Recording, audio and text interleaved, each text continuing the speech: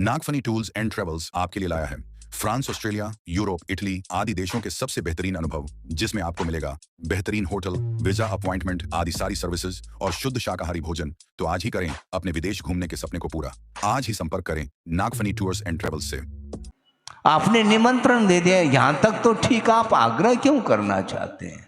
आपने थाली परोस दी, यहाँ तक तो ठीक है, यही लेना पड़ेगा, गलत बात है।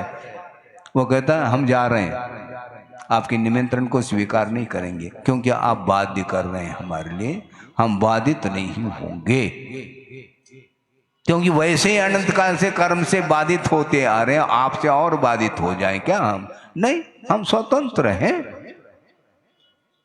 इसलिए आपकी जैसी इच्छा है, आपका विषय, मेरा आग्रह नहीं, अनुग्रह करने के लिए कहा है। और अनुग्रह भी उसी के ऊपर किया जा सकता है जो अनुग्रहित होना चाहता है, नहीं तो अदरवाइज नहीं। बाध्य करेंगे तो वह अनुग्रह है ही नहीं, वह आग्रह माना जाता है।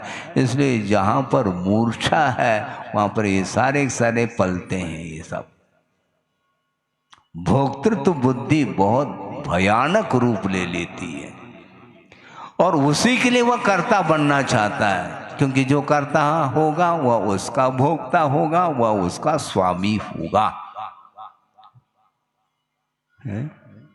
स्वामी बनना चाहो, पति बनना चाहो, हाँ बनो, जगतपति बनो, ये ध्यान रखो। लेकिन खेल नहीं है जगतपति बनना, वह चक्रवर्ती भी नहीं बन सकता, ये ध्यान रखो, क्योंकि वह षटखंड अधिपति है, 3 लोक के नाथ वो बनेगा ही नहीं, छोड़ना पड़ेगा चक्रवर्तित्व को, तब 3 लोक का नाथ बनता है। हम छोटे छोटे चीज़ों को लेकर के भी अपनी मूर्छा भाव को छोड़ नहीं पा रहे, हमारे अंदर उदारता नहीं है। संकीर्ण मनोवृत्ति वाला कभी भी दूसरे का कल्याण नहीं कर सकता, क्योंकि वह आधिपत्य चाहता है। आचार्य कहते हैं आधिपत्य से न स्वयं का कल्याण होगा न दूसरे का। इसलिए वस्तुतः कर्म बंध से बचने के लिए राग द्वेष करना बंद करो, ये कहा जा रहा है। क्योंकि निश्चित रूप से किसी के प्रति आपका राग है तो दूसरे के प्रति द्वेष है, ये क्लियर है।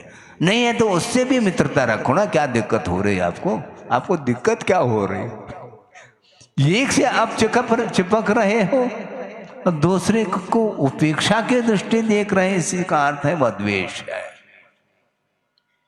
एक के प्रति राग करने का अर्थ ही दूसरे के प्रति अपोजिट है वो, और जो अपोजिट होता है उसके प्रति राग होता ही नहीं है, उसके प्रति द्वेष, और द्वेष का अर्थ उसके प्रति शत्रुता का भाव रहता है, नहीं होना चाहिए।